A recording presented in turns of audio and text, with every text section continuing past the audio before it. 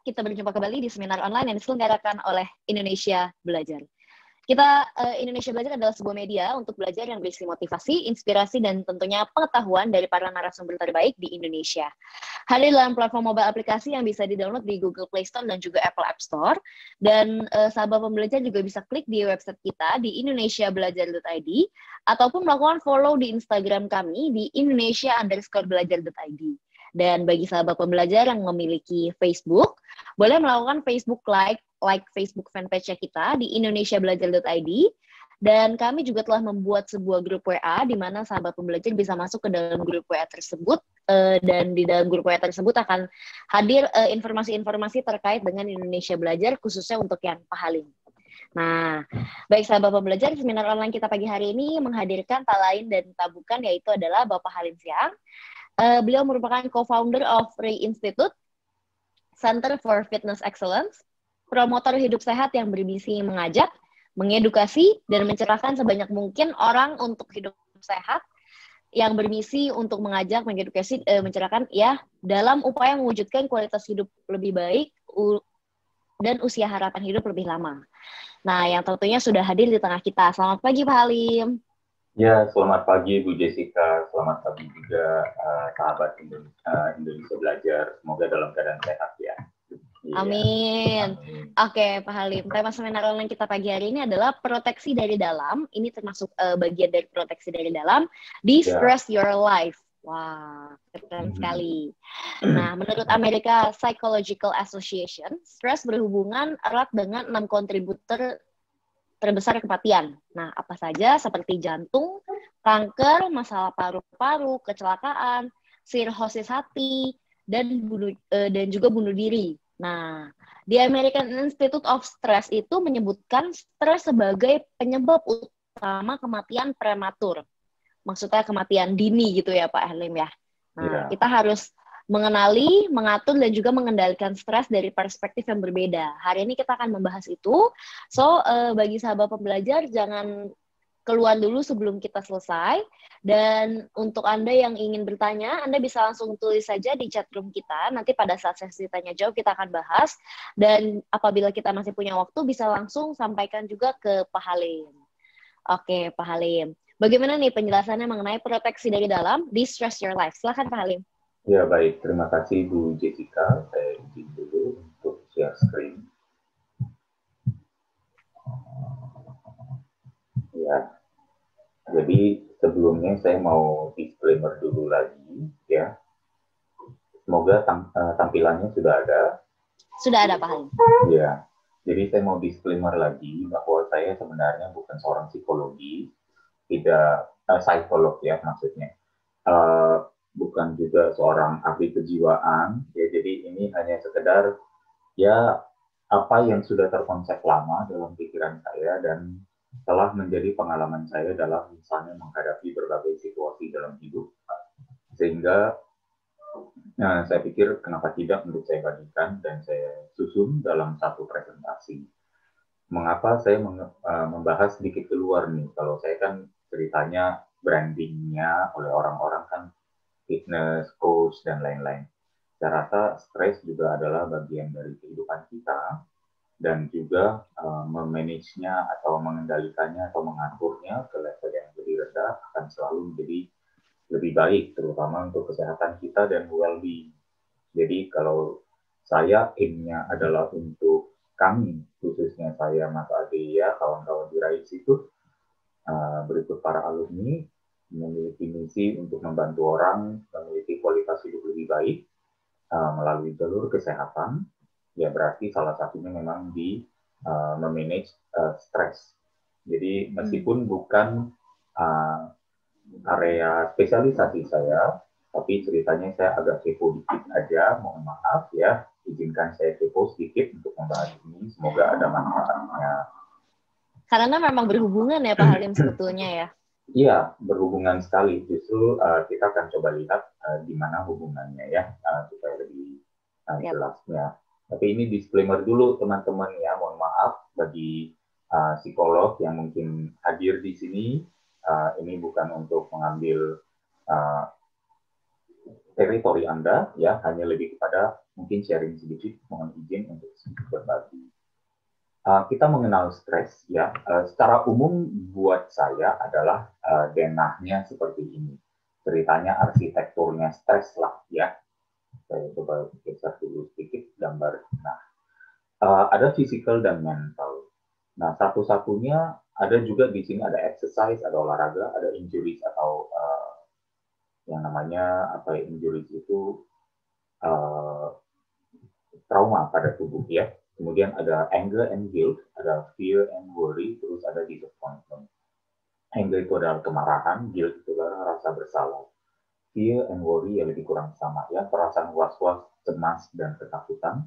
Kemudian ada disappointment atau kekecewaan. Ini beberapa hal aja yang representatif, yang paling mungkin dominan dalam hidup kita, ya. Dan dari berbagai macam stres ini, hanya exercise atau olahraga lah yang memicu growth, dalam arti growth secara fisikal, ya. Dan bisa ditaker, bisa diporsikan level stresnya. Jadi level stresnya ya pasti sesuai dengan level intensitas dari olahraga kita. Kalau kita menyadari kita pemula, berarti kita olahraganya kan di level yang lebih rendah. Nanti kalau setelah kemampuan kita meningkat, kita naik ke level intermediate atau ke level advance, kita bisa meningkatkan porsi dan intensitas olahraganya sehingga itu yang dinamakan growth. Yang lain-lain, stres bisa nggak memberikan growth untuk misalnya emosional atau mental? Ya bisa. Dalam arti misalnya kita mengalami suatu trauma atau nggak trauma lah, karena kata trauma itu adalah sesuatu yang kita tidak bisa get over with, atau lebih sulit untuk get over with. Jadi misalnya mengalami satu masa sulit, sehingga level kesulitannya atau level magnitude dari dukanya sudah sedemikian dalam sehingga duka-duka lain terasa lebih kecil artinya. Jadi lebih mudah bagi kita untuk bilang udahlah, ya, kan cuma segini gitu. Padahal buat orang lain parah, tapi buat kita secara subjektif sudah takarnya kecil. Misalnya contoh, ya, misalnya saya mengambil contoh, misalnya salah satu yang saya merasa menjadi satu kekhawatiran atau duka yang paling mendalam adalah bagi seorang tua ditinggal meninggal anaknya. Misalnya seperti itu. Itu adalah salah satu duka yang paling sakit dan menyedihkan, paling sedih gitu. Nah, terus tiba-tiba si orang tua ini yang kehilangan anaknya, meninggal anaknya, kemudian ditipu nih, gitu. Di bisnis ceritanya ditipu 100 juta, gitu. Terus dukanya mana yang lebih berat misalnya? Ya pasti duka kehilangan anak yang tercinta. Nah, di saat itu berarti orang tersebut bisa melihat duka ditipu 100 juta itu tidak ada apa-apanya gitu. Padahal buat saya, buat teman-teman yang lain, mungkin angka 100 juta itu adalah angka yang besar dan merepresentasikan mungkin semua tabungan yang pernah dimiliki misalnya, dan sudah ditipu habis-habisan gitu misalnya. Nah, jadi itu adalah semacam growth juga. Jadi growth of perception of pain gitu ya, perception dari stress. Tapi dari berbagai stres ini terkadang mengganggu kualitas kehidupan kita sehari-hari. Kita akan coba lihat satu persatu, terutama dari yang namanya stress of anger and worrying, ya. Nah, yang ini anger and guilt, ya, perasaan marah dan bersalah serta ketakutan, kecemasan dan kekhawatiran. Nah, ini yang teman-teman atau sahabat Indonesia Belajar perlu ketahui juga. Ini kalau tidak salah dari seorang psikolog juga, ya, Dr. Carl Jung, ya, salah satu psikolog yang mungkin cukup terkenal di kalangan ilmu psikologi. Beliau mengatakan bahwa hakikat pikiran kita adalah berulang-ulang atau repetitif, tidak perlu, unnecessary, tidak penting, unimportant, ya. 85% negativity dan 90% tidak bisa diandalkan atau unreliable. Maksudnya, di saat kita sehari-hari berpikir itu memiliki objektif pikiran, kalau tidak salah antara 16.000 sampai 21.000 objek pikiran sehari. Dalam per hari itu kita bisa berpikir sebanyak itu, Bu Jessica, ya, sahabat Indonesia Belajar. Bayangkan kalau ternyata dari 20.000 pikiran itu, yang adalah yang cuma pengulangan aja, yang nggak perlu, nggak penting, 85% negativitas, 90% tidak bisa diandalkan. Dan itu mempengaruhi mood kita, mempengaruhi suasana hati kita, mempengaruhi perasaan kita. Bayangkan kita dibohongi oleh diri kita sendiri. Dan mungkin contohnya adalah seperti ini, ya. Kita kalau melihat seseorang memukul jarinya dengan palu, kita akan bilang, dengan sengaja memukul jarinya dengan palu, kita akan bilang, oh dia itu bodoh, ya, dia itu nggak masuk akal, kok mau sih memukul dirinya sendiri, menampar wajahnya sendiri, tanpa sebab, nggak ada alasan, tidak ada pembenaran, tidak ada alasan yang sehat dan masuk akal untuk menampar wajah sendiri, untuk memukul tangan sendiri dengan palu. Kita bisa bilang begitu. Tapi kenyataannya, setiap hari dari kita, termasuk saya, memukul dan menampar diri kita sendiri dengan pikiran kita. Gitu. Yang berulang-ulang ini, yang tidak perlu ini, yang tidak penting ini, yang penuh negativitas dan sering tidak bisa diandalkan. Jadi hakikat pikiran kita yang seperti ini perlu kita bilang, cukup sudah, mari sekarang saya mengaturnya. Ya, ada pepatah juga mengatakan, yang mind atau pikiran, ya, is a lousy master, ya, adalah majikan yang buruk. Mind is also a great servant. Tetapi pikiran juga adalah pembantu, asisten yang sangat baik, atau budak yang baik. Jadi pilihannya ada dua terhadap pikiran kita.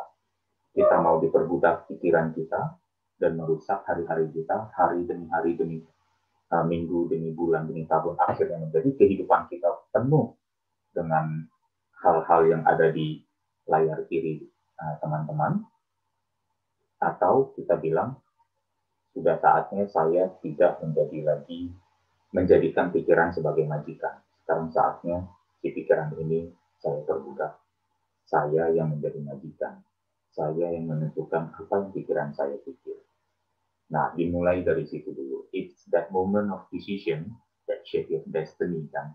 Adalah momen keputusan kita yang membentuk nasib kita ke depannya. Nah, itu kata Anthony Robbins. Gitu. Ya, ini juga yang perlu kita bilang. Mungkin tadi teman-teman pasti ada yang mengatakan pembelaan. Tapi kan pikiran saya cukup pintar. Dan pikiran saya benar. Tapi saya benar loh. Saya nggak salah. Memang, apapun yang kita pikirkan, lucunya, kalau mungkin atau tidak mungkin, dia menyakiti saya, dia tidak menyakiti saya. Ya, dia menipu saya, dia tidak menipu saya. Dia memberikan saya a hard time, dia menjadi guru saya. Apapun yang kita pikirkan terhadap satu situasi, dua-duanya benar. Ya, pikiran kita adalah akumulasi dari data dan informasi yang kita pikirkan atau kumpulkan.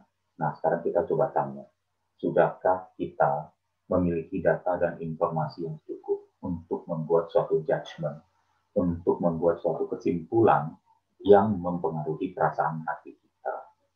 Nah, kita tinggal berpikir seperti itu. Kalau kita bilang, oh iya ya, saya tidak cukup tahu dia orangnya seperti apa. Saya tidak tahu dia kondisinya seperti apa. Saya tidak tahu the whole situation, entah itu baik politik, ya, entah itu masalah keuangan orang lain yang membuat kita mungkin jadi susah untuk menagihnya dan lain sebagainya lah, misalnya masalah keuangan masing-masing orang, terutama di masa pandemi dan lockdown seperti ini misalnya, ya.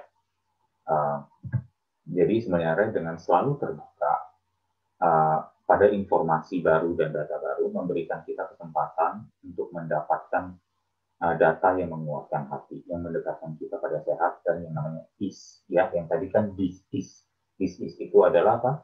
Ketidaknyamanan, ya, pada hati, dan itu bisa menjadi penyakit, makanya disebut disease, ya.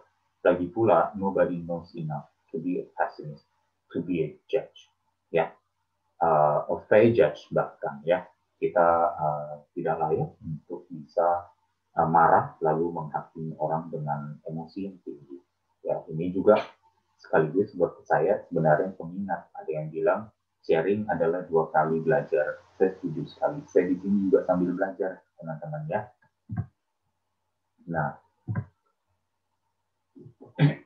ini yang coba kita renungkan bersama. Benar nggak? Dari berpikir kita merasa. Apa yang kita pikirkan memunculkan perasaan. Apa yang pikiran kita fokuskan, itulah yang berulang-ulang, itulah yang terjadi. Jadi kalau pikiran kita negativitas 85%, 90% adalah hal-hal yang unreliable, memunculkan rasa yang tidak enak, kita membohongi diri kita sendiri secara umum. Seperti yang tadi, ya, kita jangan lagi menampar pipi kanan kiri kita, sekarang kita mengusap-ngusapnya. Kita jangan lagi memukul tangan kita dengan palu, sekarang kita mengusapnya dan menggunakan tangan itu sebagai karya atau sebagai medium untuk mewujudkan karya. Kita berpikir ke masa lalu, biasanya seperti ini. Ya, yang muncul adalah perasaan bersalah, tidak berarti, menyesal, sedih, marah, dendam, bahkan ada rasa trauma. Yang mencegah kita untuk mengambil berbagai keputusan, ya. Kemudian kita juga berpikir ke masa depan, takut, khawatir, bimbang, gelisah, putus harapan, dan bahkan menyerah. Keduanya itu taking away our present moment. Ya, di setiap detik kita memikirkan kedua hal itu, kita tidak lagi berada di masa kini, tapi kita membawa pikiran kita kemana-mana, warawiri ke masa depan dan ke masa lalu. Masa depan, masa lalu, kita penuhi diri kita, perasaan kita dengan perasaan-perasaan yang ada di layar ini. Coba tanyakan pada diri masing-masing, apakah ini mood, perasaan yang tepat untuk mengisi hidup kita, ya. Nah, ini dia present moment kita jadi momen itu yang akhirnya jadi stres. Kemudian apa? Karena kita tidak bisa berkarya baik dengan emosi-emosi negatif seperti ini, akhirnya apa? Hari ini ternyata tanpa disadari adalah masa lalu untuk hari depan kita. Hari esok kita melihat hari ini sebagai masa lalu, kan? Karena kita masa lalunya atau dalam tanda kutip hari ininya tidak bisa berkarya dengan optimal, penuh kecemasan, penuh ketakutan, penuh kekhawatiran, penuh rasa tidak berarti dan penuh perasaan bersalah dan menyesal itu, ternyata menjadi masa lalu yang buruk lagi untuk masa depan kita. Jadi nggak akan ada habisnya. So it's your moment of decision today bagi yang merasa stres untuk mengatakan cukup sudah. Ya, saya pikiran, hey, kamu tolong jangan lagi menjadi majikan atas hidup saya. I'm taking control over my life supaya saya tidak stres lagi. Yang mengisi hari-hari saya dengan lebih banyak perasaan yang positif, perasaan yang menguatkan hati. Ini karena dua-duanya yang ada di sini adalah perasaan yang melemahkan hati. Ada nggak pikiran ke masa lalu yang menguatkan hati? Ada. Mungkin perasaan good memories. Tapi seberapa banyak good memories yang kita bisa buat kalau kita selalu diliputi oleh perasaan seperti ini? Hanya 10-15% tadi, ya kan? Yang 85% negativity dan 90% unreliable itu. Gitu. Nah, benarkah kalau begitu? Masa kini, kalau kita perbaiki, kita stay in the present moment, kita tidak mau melakukan yang namanya membuang waktu kita untuk berada di masa lalu dan masa depan, apakah itu adalah kunci stres, tidak adanya stres? Ya, saya berarti hanya akan mengutip apa yang dikatakan Master Ubui, ya Master Sifu, atasnya Master Sifu bahkan, ya. Ini teman-teman sudah tahu sekali quote-nya, jadi tidak perlu saya ulangi lagi, ya. Kita sudah tahu bahwa ternyata dengan banyak menghabiskan waktu ke masa lalu dan ke masa depan tidak menghasilkan outcome yang membahagiakan. Berarti apa salahnya mencoba untuk stay in the present moment aja dan coba hilangkan itu semua, ya. Nah, ini dia maksudnya, ya. Past, present, and future. Masa lalu, masa sekarang, dan masa depan. Badan kita ada di masa sekarang, tapi apakah pikiran kita ada di masa sekarang? Nah, itu yang menjadi pertanyaan. Coba bawa kita ke masa sekarang, masa kini, ke kekinian, ke detik ini. Bagaimana caranya? Nah, ini gunakan nafas kita. Ya, di saat kita bernafas, kita mengkalemkan pikiran kita yang liar tadi. Setiap menitnya berapa puluh objek pikiran muncul, sekarang kita bawa pikiran kita ke level yang lebih kalem untuk berpikir lebih sedikit, berpikir lebih sedikit. Bagaimana? Dari nafas kita. Karena ternyata ditemukan nafas adalah kendaraannya pikiran. Jadi kalau kita sedang stres, nafas kita pendek dan cepat. Ada nggak yang orang marah, nafasnya panjang dan lambat? Tidak ada. Ya, yang marah itu bernafasnya biasa dari dada, pendek dan cepat. Kalau gitu, itu kan stres namanya. Tapi untuk tidak stres bagaimana? Ambil logikanya aja. Berarti bernafasnya dari perut panjang dan lambat gitu. Daripada pendek, cepat, dan dari dada, lebih baik panjang, lambat, dan dari perut. Gitu maksudnya ya. Jadi sadari nafas yang masuk, sadari nafas yang keluar. Itu juga otak kita berpikir loh. Berpikir tentang apa? Tentang hanya nafas dan dia tidak bisa berpikir yang lain. Maksudnya itu. Ya. Kemudian tingkatkan rasa fisik dari nafas yang masuk. Maksudnya apa? Rasakan udara yang ada di hidung. Masuk. Dingin di lubang hidung kita. Keluar. Hangat dari lubang hidung. Ya. Dirasakan. Rasakan perut yang membesar. Feel the intensity. Bukan sengaja bikin capek atau membesarkan perut sampai dipaksakan, bukan. Tapi tingkatkan rasa nafas itu yang ada di dalam pikiran kita. Ya, maksudnya mengalihkan pikiran kita untuk lebih dalam lagi melihat nafas. Maksudnya itu, ya. Jadi nafas yang masuk buat lebih halus dan panjang. Nafas yang keluar juga demikian, ya. Ternyata dengan melakukan hal ini, pikiran kita seolah-olah sudah dibatasi untuk berpikir ke masa lalu dan masa depan. Yang ada hanya masa kini dan memperhatikan nafas. Akhirnya kita apa? Hening. Ya, pikiran kita tidak lagi berisik. Pikiran kita menjadi hening. Karena dengan pikiran yang hening, nah ini dia. Kita lihat ya ini, kita lihat di sebelah gambar sebelah kiri adalah air di laut yang berombak, ya. Dan kemudian di kanan ini adalah air yang tenang. Pikiran kita seperti air. Apabila dia galau, ramai, berisik, banyak objek pikiran yang hadir, ia seperti air yang ada di layar kiri, teman-teman. Ya, tapi kalau sudah tenang, seperti yang tadi sedang bernafas, dipanjangkan nafasnya, nafas masuk, nafas keluar, dan kemudian dengan perut, ya, akhirnya airnya tenang. Begitu air tenang, bayangan dari benda-benda di atasnya terlihat dengan jelas. Jadi terlihat dengan jelas, ya.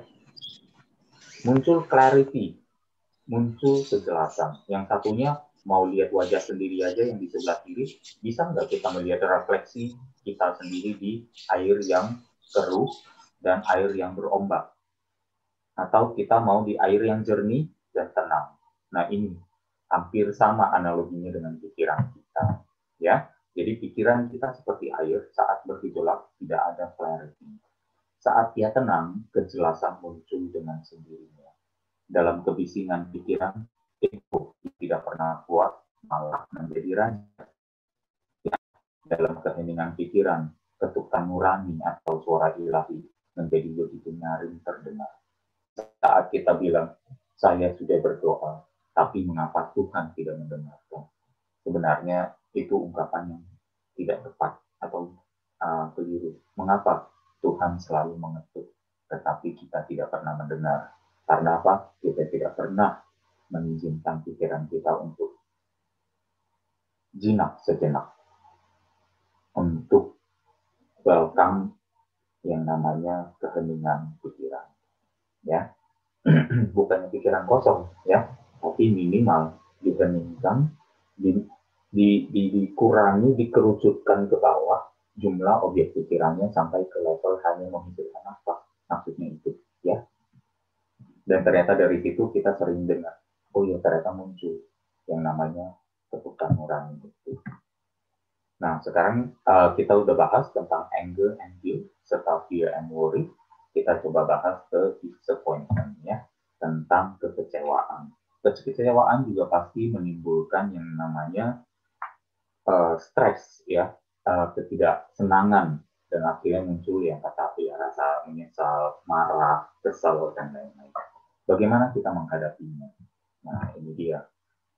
Ada yang namanya, mungkin ini ya, kalau kita bilang disappointment atau kekecewaan biasanya adalah harapan yang tidak bertemu dengan kenyataan. Ya, harapannya selalu terlalu tinggi dan kenyataannya selalu biasanya lebih rendah. Lalu bagaimana dong kita menyiasatinya? Sebenarnya sederhana, dengan melihat gambar ini saja kita bisa bilang, boleh nggak harapannya kita turunkan aja? Gitu. Ya sebenarnya boleh. Loh, berarti tidak memiliki goal yang tinggi. Salah. Ya, goal yang harus tinggi. Baik kalau tinggi. Tetapi harapan tidak tentu, tidak harus. Nah, memiliki cita-cita yang tinggi, tapi harapan yang rendah, itu adalah mastery.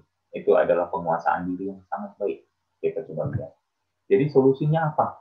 Ya, belajar dan aplikasikan dalam usaha kita. Jadi dalam berusaha, kita belajar hal-hal baru, supaya kita bisa lebih work smart, kita bisa lebih efisien, dan kita bisa lebih efektif dalam segala upaya kita, dalam segala pursuit of goals and dreams kita. Kemudian kita tingkatkan lagi standar usaha kita, ya, kedisiplinan, ya, pemahaman kita akan satu, mengapa begitu penting untuk meraih sesuatu, apa artinya untuk mewujudkan impian dan cita-cita kita, itu baik untuk kita selalu fokuskan, tapi kita samakan cita-cita itu dengan upaya dan usaha yang tinggi, ya. Tapi kemudian pada saat yang sama lebih sedikit berharap, dan kalau ada harapan turunkan harapannya, ya. Ya itu dia nih. Loh, gimana caranya? Udah berusaha mati-matian, masa harapannya diturunin? Ya memang begitu, untuk menghindari kekecewaan, ya. Untuk yang namanya kita bisa selalu kurang akan kecewa. Kalau kecewa kita berkurang, bukankah hari-hari kita jadi lebih baik? Gitu. Ya itu aja sih, lebih kepada contoh sederhananya. Dan yang kelima adalah senang hati dalam berusaha dan berproses. Maksudnya apa nih? Senang hati dalam berusaha dan berproses. Ya ini dia, ya. Siapapun yang meletakkan kesadaran hidupnya di masa kini atau present moment, menyadari masa lalu sudah tidak bisa diubah, dan menerima masa depan sebagai medan petualangan karena adanya kemungkinan yang tak terbatas. Field of infinite possibility. Jadi excited, ya. Jika ia inginkan kepastian di masa depan, ia tahu cara terbaik untuk memprediksi masa depan adalah dengan mewujudkannya sendiri. Ia sadar hari ini adalah masa lalu untuk hari esok. Jadi agar hari esok bebas dari penyesalan, maka ia mengisi hari ini dengan cinta, karya, dan kebermanfaatan. Do what you love. Jika tidak memungkinkan, love what you do. Jangan tunggu sampai meraih, memiliki, terwujud, baru bisa merasa senang, bahagia, atau puas. Hidup adalah 5% apa yang terjadi pada diri kita, dan 95% bagaimana kita meresponnya. Responsibility atau tanggung jawab berasal dari kata response and ability, yang artinya ability to respond atau kemampuan untuk respon. Mandirilah dalam berbahagia, miliki kebahagiaan baru bisa tularkan kebahagiaan. Karena kita tidak bisa berikan hal yang tidak kita miliki. Bukannya menggantungkan kebahagiaan pada hal di luar kendali kita. Sulitkan syarat untuk bahagia sambil mudahkan syarat untuk kecewa, kesal, marah, dan tersinggung. Justru sebaliknya, ayo gantungkan kebahagiaan pada diri sendiri. Ayo rendahkan syarat untuk bahagia sambil persulit syarat untuk kecewa, untuk kesal, untuk marah, dan tersinggung. Izinkan keheningan dan keteraturan nafas untuk mengisi hari-hari kita, berdoa, bermeditasi, dan olahraga. Balik lagi ya, adalah sarana yang baik untuk mewujudkan nafas tersebut.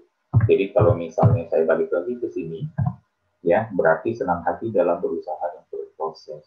Jadi ada yang mengatakan kata bijak, ya, happiness is not a destination. Kita semua tahu itu.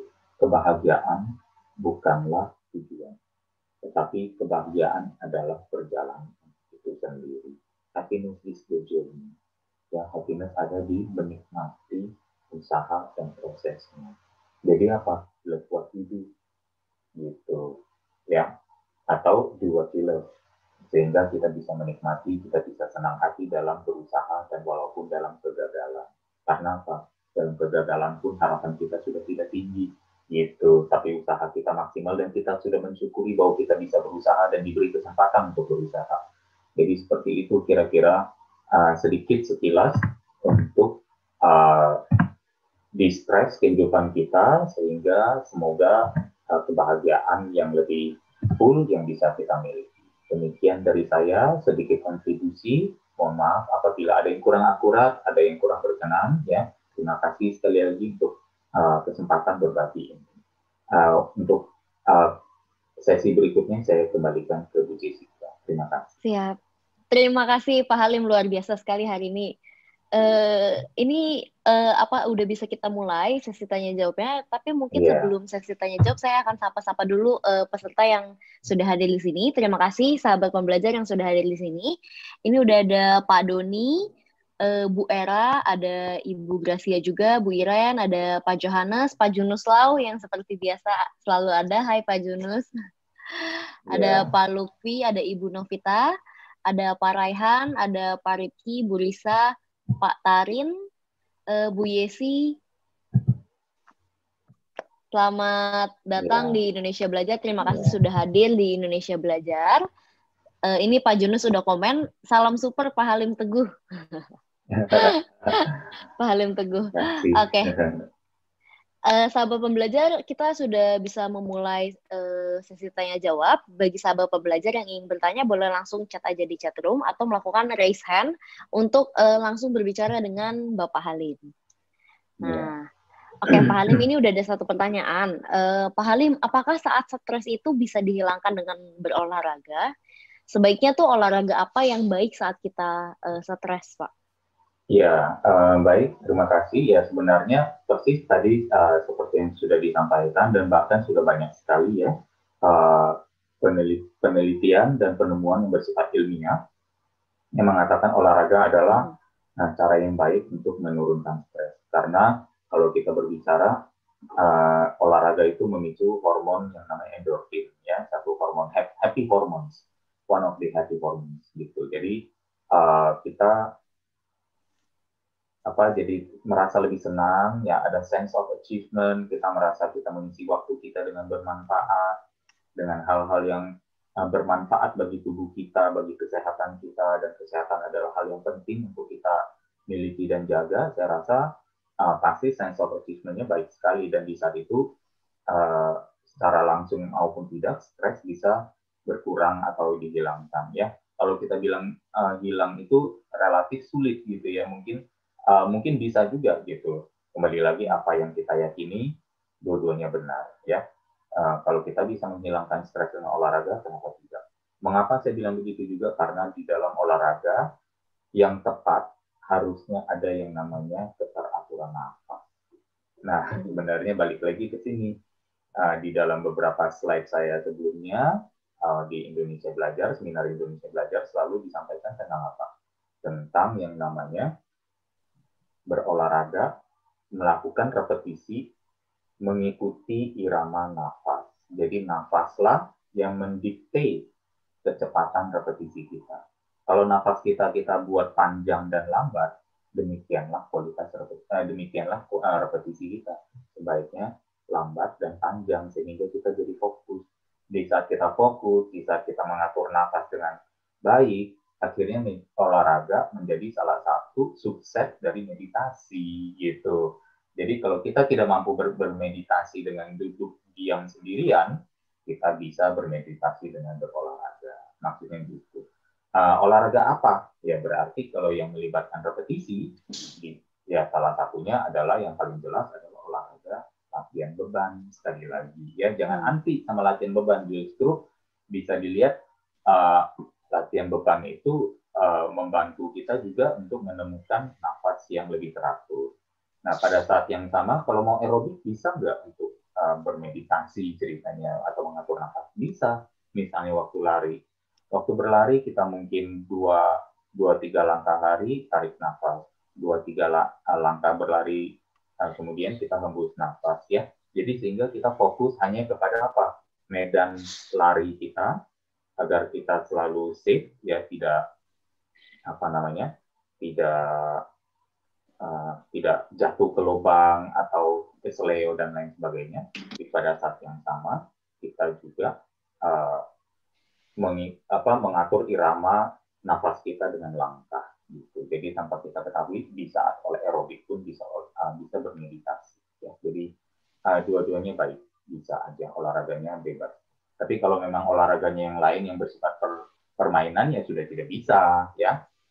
Tapi masalahnya apa? Kalau yang sifat permainan itu atau bahkan berlari sendiri pun ya kecenderungannya adalah kita lupa akan kemampuan badan kita gitu.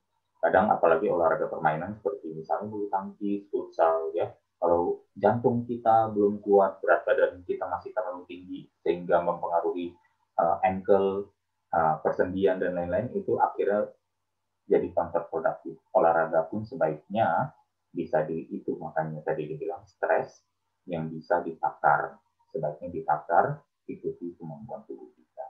Semoga terjawab. Siap. Terima kasih Pak Halim. Ini udah ada komen juga dari Pak Riki. Salam sehat untuk kita semua. Salam sehat juga Pak Riki. Salam sehat Pak Riki. Ini udah ada komen juga dari Bu Era. Halo Ibu Era, selamat datang di Indonesia Belajar. Makan yang baik, teratur ketika olahraga itulah kunci kebahagiaan fisik. Nah, itu kesimpulan saya, Coach Halim. Apakah benar? Ya, pernafasan yang baik dan teratur ketika olahraga itulah kunci kebaikan fisik dan berlanjut kepada kebahagiaan mental dengan memperbaiki pikiran senantiasa di zona positif. Ya, bisa juga ya. Jadi yang tadi saya sampaikan itu juga sebenarnya bukan saja tentang berpikir positif, ya, tapi yes itu bagus. Kemudian menjadi satu stepping stone. Ya, pikiran positif ini adalah stepping stone yang sangat penting untuk ke level selanjutnya yang namanya pikiran yang menguatkan hati. Ya, tidak harus berpikir positif, tapi maksudnya itu udah lebih lagi. Jadi pikiran menguatkan hati. Kita mengetahui bahwa pikiran menentukan perasaan, maka kadang pikiran positif pun perasaan kita masih belum baik gitu. Jadi kita perlu yang namanya yang hati kita bagaimana supaya kuat dengan referensi baru, dengan pengetahuan baru, dengan informasi baru, dan pada saat yang sama berarti kita selektif dalam berpikir kita. Kalau pikiran kita tidak menguatkan hati, kita drop it aja karena merugikan gitu ya. Loving what is, ya, ini juga menjadi salah satu pesan, karena biasanya kalau misalnya ada beberapa hal yang kurang menyenangkan, kita cenderung menyalahkan orang, ya, menyalahkan situasi. Akhirnya kita balik lagi. Banyak sekali kekecewaan kita hari ini, besar, kekecewaan besar, misalnya ditipu atau bahkan tersingkirkan dalam kerjasama bisnis dan lain sebagainya. Biasanya kebayang nggak beberapa tahun kemudian hal itu kita syukuri atau tidak, Bu Jessica? Iya, kita pasti syukuri karena pernah terjadi di hidup kita gitu. Iya kan? Beberapa tragedi aja, hal-hal buruk aja bisa kita syukuri beberapa tahun berikutnya gitu. Ya saya pikir kalau udah begitu ya udah, kalau di saat terjadi pun bisa nggak kita segera mensyukurinya gitu, alih-alih kita untuk menganalisa, mencari siapa yang salah, menuntut tanggung jawab dan sebagainya. Kenapa enggak kita bilang ya udah kita coba deh syukuri mulai hari ini bahwa ini terjadi, nggak perlu tunggu sampai bertahun-tahun untuk pemulihan, gitu loh. Jadi dengan seperti ini getting along-nya dengan lebih cepat, moving along-nya juga lebih cepat, gitu. Kira-kira seperti itu. Siap, terima kasih Pak Ya. Halim. Bu Era semoga terjawab dan tersimpulkan dengan baik ya, Bu Era ya. Pak Halim, saya ingin bertanya, ini kan sebenarnya kita kan kadang-kadang suka ada beberapa orang yang tidak menyadari bahwa dirinya itu memang stres, Pak Halim. Jadi banyak yang lebih ke in denial. Nah, dengan mereka in denial itu kan jadinya kan solusi-solusi yang sudah diberikan itu pasti tidak akan terrealisasi kan, Pak Halim. Nah, itu sebaiknya bagaimana ya, Pak Halim? Ya, saya selalu menjawab dari sudut pandang saya aja. Jadi sekali lagi, mohon maaf kalau memang saya tidak menawarkan sesuatu yang inline dengan ilmu psikologi yang ada di textbook, ya. Atau mungkin kalau kebetulan cocok ya syukur, ya. Jadi sebenarnya kalau untuk hal-hal seperti itu kan kita sebenarnya sedang keenakan aja dengan ego kita sendiri. Ya, kita kayaknya pengennya tuh orang lain yang salah sekali itu selalu salah, gitu. Sehingga dan kita senang merasa kita menjadi victim, kita mendapat perhatian, mendapat simpati, kita mendapatkan ditawari bantuan dan lain sebagainya. Itu satu posisi yang menyenangkan dan memboost our ego gitu ya, sehingga akhirnya kita senang berada di situ dan selalu akan pengennya mengulang-ulang. Padahal orang salahnya sekali, tapi diulang-ulang terus gitu. Perasaan tidak menyenangkan itu sekali aja sebenarnya dari kejadiannya terjadi sekali, tapi kita mau ingin mengulang-ulangnya. Nah, itu yang sebenarnya saya rasa salah satu bentuk denial ya, bahwa sebenarnya ayo dong kita bisa nggak lebih cepat untuk move along ya, untuk move on supaya masalahnya bisa lebih cepat berlalu gitu. Jadi ada solusinya lebih cepat didatangkan kalau memang sesuatu perlu ada penanganan atau solusi. Jadi saya rasa kembali lagi, kalau kita terlalu banyak berpikir, ya enggak, kebanyakan dari pikiran kita itu adalah sebenarnya satu, membuat rasa kita nggak enak di hati, tapi itu ternyata feeding our ego, gitu. Kan tadi ada di slide-nya bahwa pikiran yang ramai, yang galau, yang berisik, memberi makan kepada ego dan menjadikan ego sebagai raja. Gitu. Tetapi di saat kita heningkan pikiran kita dan heningkan surrounding kita dan heningkan di dalam diri kita, ternyata ketukan ilahi itu ya, ketukan nurani ya, sapaan ilahi itu begitu jelas terdengar dan selama ini sudah ada tapi kita ignore gitu. Jadi kalau misalnya ini mencari solusi, sebenarnya solusinya kebanyakan ada dalam keheningan saat kita mendengar apa yang diucapkan nurani kita. Jadi alih-alih kita mencari solusi dengan memperpanjang masalah supaya kita selalu ada di posisi dikasihani, dikasih simpati, ditawarkan bantuan, alih-alih kita ada di sana terus dan untuk selalu bilang, look, dia salah, saya benar, dan saya senang untuk berada di posisi benar itu. Meskipun dia salah sekali, saya akan mengulang-ulangnya bahwa dia kelihatan salah berkali-kali dan saya benar berkali-kali. Alih-alih kita ke sana untuk memperpanjang masalah, kenapa tidak? Kita bilang, ayo coba dong, gitu ya. Kita tenangkan diri, nafasnya kita panjangkan dan lambatkan, dan kita lihat lagi, gitu, bahwa sebenarnya dengan kita melakukan yang terbaik di saat ini, kan kita set up for the future juga. Bagaimana future bisa lebih baik kalau ternyata kita selalu dwell di sana. Kan hidup 5% tentang apa yang terjadi pada kita dan 95% bagaimana kita merespon. Kalau kita merespon dengan buruk, berarti responsibility kita rendah. Kalau responsibility kita rendah, berarti apa? Kita tidak bertanggung jawab pada diri kita sendiri. Makanya kita memukul-mukul diri kita sendiri terus. Gitu. Ya, dari luar kita terasa seperti merasa, wah gila keren nih, banyak orang yang mendukung saya karena saya benar, dia salah.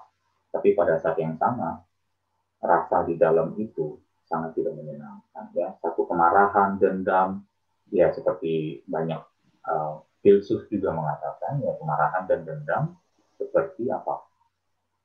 Kepada orang lain.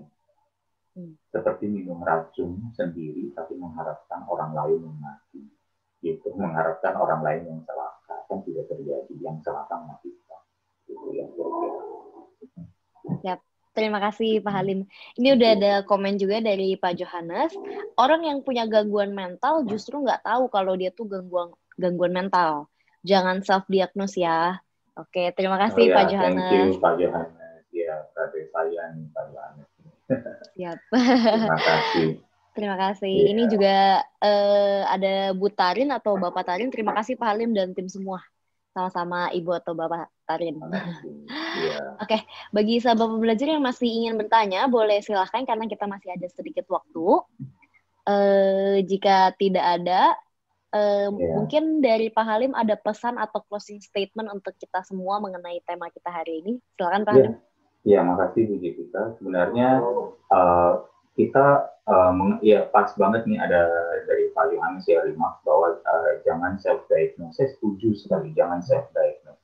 Kita tapi mengetahui setidaknya bahwa bisa menangkap diri kita sedang terperangkap gitu dalam pusaran yang negatif, ya pusaran emosi, pusaran perasaan yang tidak kondusif pada pertumbuhan kita dan tidak kondusif pada meng-create hari ini yang lebih baik. Jadi kita sebenarnya bukan self-diagnose. Kalau self-diagnose malah self-judging, itu malah nggak bagus. Setuju. Tapi di perbedaannya adalah kalau kita menangkap diri kita sedang berpikir negatif, sedang berpikir hal-hal yang menyakiti diri kita sendiri, sedang menampar diri kita sendiri. Di saat kita menyadari itu, kita tidak sedang itu. Gitu. Jadi di saat kita sadar kita sedang marah, sebenarnya kita sedang tidak marah. Karena kita tersadarkan. Gitu. Hanya mungkin emosinya masih ada. Tinggal kita mau bilang, gua mau ngikutin nggak nih ego saya untuk terus marah. Atau saya udah menangkap diri saya marah dan saya sedang tidak marah, udah saya drop it. Gitu loh. Nah itu satu exercise diri sendiri juga untuk akhirnya mengatakan, oh iya ternyata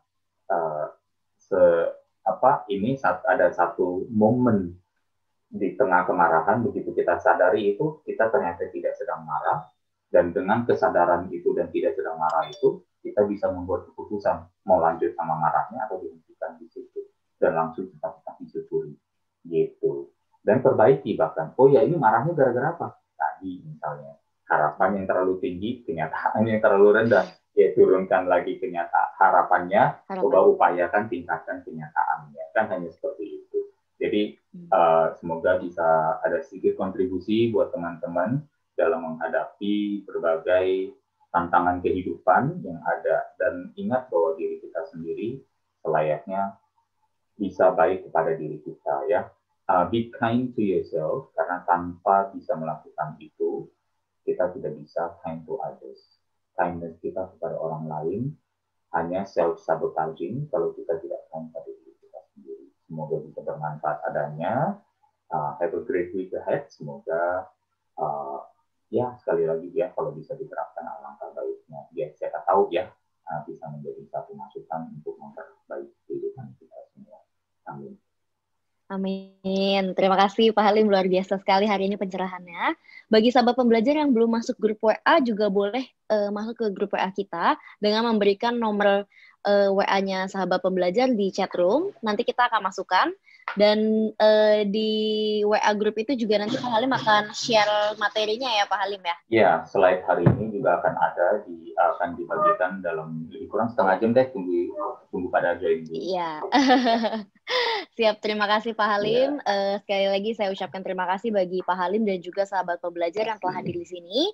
Kita akan tutup hari ini dan kita akan berjumpa lagi di minggu depan. Jangan lupa di jam dan juga waktu yang sama, hari yang sama maksud saya. Terima kasih sekali lagi. Mungkin sahabat pembelajar boleh buka mic-nya aja. Kita ucapkan sama-sama terima kasih kepada Pak Halim. Terima kasih Pak Halim. Salam sukses luar biasa. Terima kasih. Pagi. Ya.